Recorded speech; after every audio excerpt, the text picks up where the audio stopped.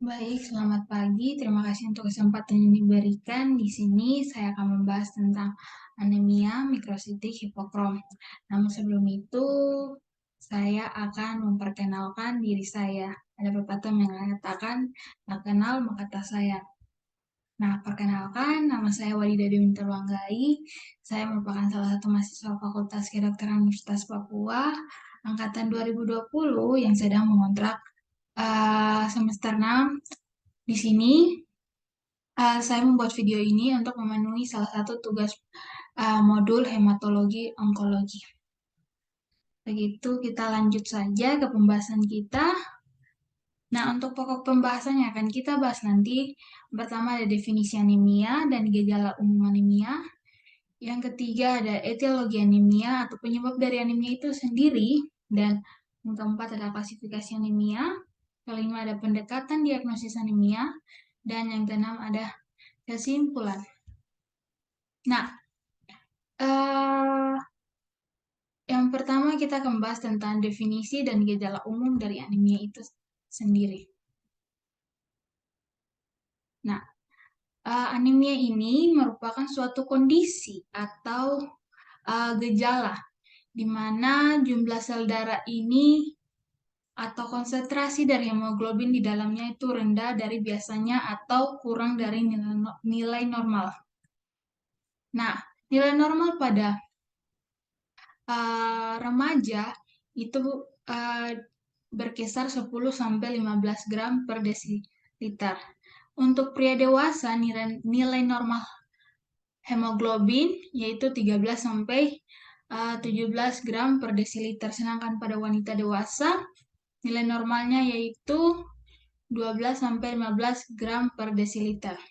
Nah, jika kalau uh, nilai Hb berkurang dari rata-rata nilai normal Hb, maka yang akan ditimbulkan yaitu gejala seperti lemah, lesu, letih, bahkan bisa sampai pingsan kalau sudah sangat anemia yang anemia berat. Juga ada pusing dan sesak nafas. Baik, itu untuk definisi dan gejala umum dari anemia itu sendiri. Selanjutnya, penyebab dari anemia. Mengapa seseorang bisa sampai mengalami anemia? Nah, penyebab ini yang pertama ada berdasarkan WHO atau World Health Organization, yaitu yang pertama membahas tentang kekurangan zat besi. Kekurangan zat besi ini dapat menjadi salah satu penyebab dari anemia. Selain itu juga kekurangan asam folat dan juga kekurangan dari vitamin B12. Selanjutnya penyebab anemia yaitu ada hemoglobinopati dan selanjutnya ada itu penyakit menular. Penyakit menular seperti apa? Penyakit menular seperti malaria, TB, HIV, dan infeksi parasit. Selanjutnya, berdasarkan Kementerian Kesehatan pada tahun 2019, menetapkan penyebab dari anemia itu sendiri seperti yang tadi, kekurangan asupan gizi. Yang kedua ada penyakit seperti malaria. Yang ketiga, kehilangan jumlah darah saat pendarahan saat melahirkan. Yang keempat, ada kebutuhan tubuh yang meningkat. Yang kelima, penyakit kronis. Jadi penyakit kronis ini juga dapat menimbulkan anemia. Dan selanjutnya, menstruasi dan infeksi parasit. Lebih khususnya infeksi parasit cacing. Nah, untuk klasifikasi dari anemia itu sendiri. Nah, untuk klasifikasi dari anemia itu ada berbagai klasifikasi menurut WHO, klasifikasi menurut penyebabnya atau etiologinya, tapi di sini yang saya pakai yaitu klasifikasi berdasarkan nilai MCV. Nah, nilai MCV atau mean corpuscular volume di sini kita bisa membedakan anemia itu menjadi 3. Yang pertama, anemia mikrositik hipokrom. Anemia berarti Hb kurang dari nilai normal. Mikrositik artinya MCV-nya, nilai dari MCV saat dilakukan darah rutin, ternyata nilai MCV-nya kurang dari normal. Dan hipokrom berarti nilai dari MC hanya kurang dari normal. Makanya disebut anemia mikrositik hipokrom. Selanjutnya, yang kedua bisa diklasifikasikan menjadi anemia normositik normokrom. Artinya, dia mengalami kondisi anemia, namun untuk nilai MCV-nya dan MCH-nya tetap normal. Makanya disebut normositik dan normokrom. Yang selanjutnya yaitu yang ketiga dapat diklasifikasikan menjadi anemia makrositik atau nilai MCV-nya meningkat dari jumlah normal. Nah, mikrositik di sini menunjukkan ukuran dari sel darah merah itu. Jadi umumnya kalau dibilang mikro berarti kecil. Jadi ukuran dari sel darah merah itu kecil-kecil. Sedangkan hipokrom itu menunjukkan ke warnanya. Jadi warnanya pucat. Oke, jadi berdasarkan nilai MCV kita bisa bagi menjadi 3, yaitu anemia mikrositik hipokrom, anemia normositik normokrom, dan anemia makrositik. Atau yang biasa sering disebut dengan anemia megablastik. Nah, selanjutnya kita akan bahas mengenai pendekatan diagnosis anemia. Bagaimana sih mau kita cara menetapkan seorang ini dia anemia apa? Spesifiknya dia mengalami anemia apa? Nah, yang pertama, berdasarkan nilai MCV seperti yang tadi saya sudah jelaskan di depan, kita bisa membedakan jadi 3, yaitu anemia mikrositik, habis itu ada normositik, habis itu ada makrositik. Nah, untuk nilai mohon maaf saya ulang, untuk anemia mikrositik hipokrom berarti nilai MCV-nya menurun. Berarti di sini kita lihat bahwa nilai normal MCV itu berkisar 80 sampai 100. Oke. Jadi kalau dibilang menurun berarti nilai MCV-nya menurun dari 80. Nah, untuk mikrositik hipokrom ini anemia mikrositik hipokrom ini terdiri dari 4, yaitu ada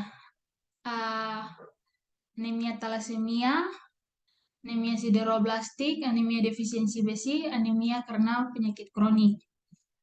Nah, untuk mengetahui keempat ini, kita perlu melakukan tes yang namanya tes besi serum. Nah, kalau nilainya besi serum itu normal, kemungkinan ada 2. Yang pertama, orang ini mengalami anemia talasemia atau anemia sideroblastik. Kalau dilakukan besi serum dan nilainya ternyata turun, berarti kita bisa curiga orang ini mengalami anemia defisiensi besi atau anemia karena penyakit kronik. Nah, selanjutnya untuk anemia makrositik. Untuk anemia makrositik ini dibagi menjadi 2, anemia karena defisiensi B12 dan juga defisiensi asam folat.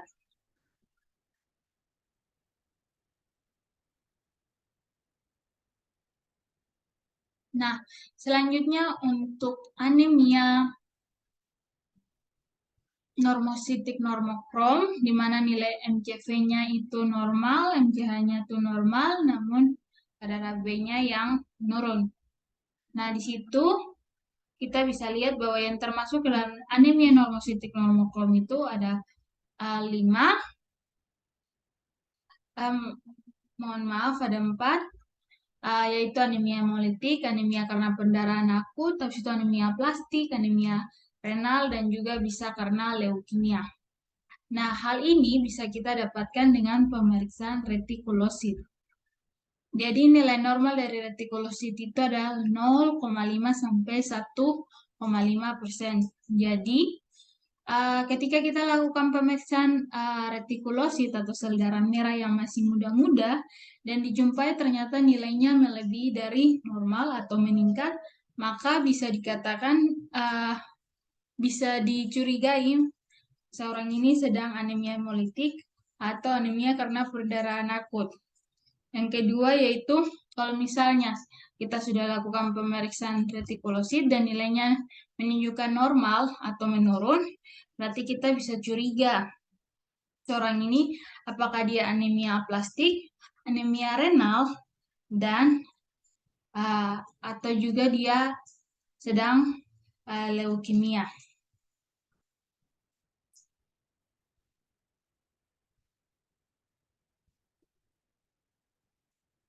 Nah, di sini kita akan bahas tentang selanjutnya bagaimana kita lebih mendiagnosis ke anemia mikrositik hipokrom. Karena di sini saya bahasnya tentang anemia mikrositik hipokrom, jadi saya akan membahas tentang anemia tersebut. Nah, setelah kita lakukan pemeriksaan besi serum, kalau sudah dilakukan besi serum dan ternyata nilainya menurun. Kalau nilainya menurun, habis itu kita lihat untuk TIBC-nya apakah meningkat atau menurun. Kalau TIBC-nya meningkat dan ferritinnya menurun, berarti terus kita lihat lagi apakah besi sumsum tulangnya negatif atau positif. Kalau dia negatif, berarti kita bisa mengatakan dia anemia defisiensi besi. Kalau sudah dilakukan tes besi serum, terus ternyata nilainya TIBC-nya menurun, terus ferritinnya normal atau meningkat. Nah, pada besi sumsum tulang ternyata positif, maka kita bisa curiga seorang ini dia anemia karena penyakit kronik. Nah, bisa juga karena infeksi kronik atau autoimun. Nah, selanjutnya jika kita sudah lakukan tes besi serum dan hasilnya normal, habis itu ferritinnya menunjukkan normal, berarti kita lakukan tes elektroforesis AB. Kalau pada elektroforesis AB dan menunjukkan hasil HbA2-nya meningkat dan HbF-nya meningkat, berarti kita curiga dia thalassemia beta. Kalau misalnya kita mendapatkan ada ring sideroblastik dalam sumsum tulang, maka kita bisa curiga dia anemia sideroblastik.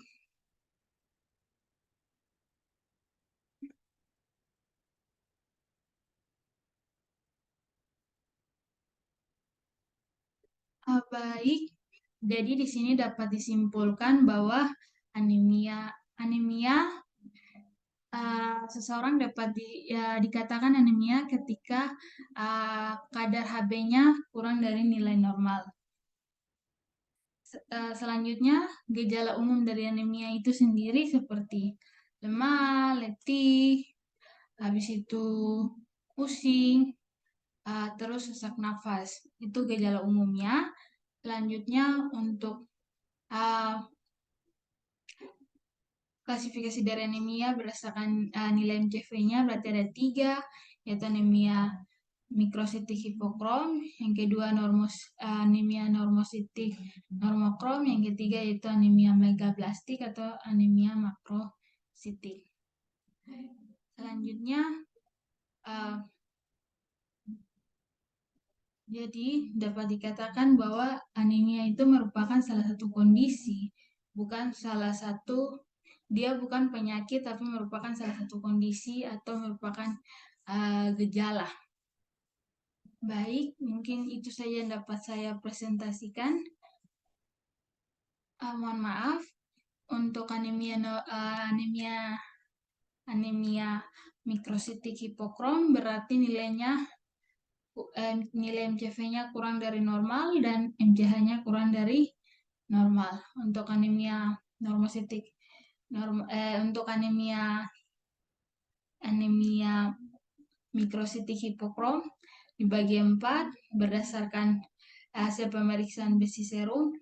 Jadi ada anemia sideroblastik sama anemia thalassemia. Habis itu anemia karena defisiensi besi dan anemia karena penyakit kronik.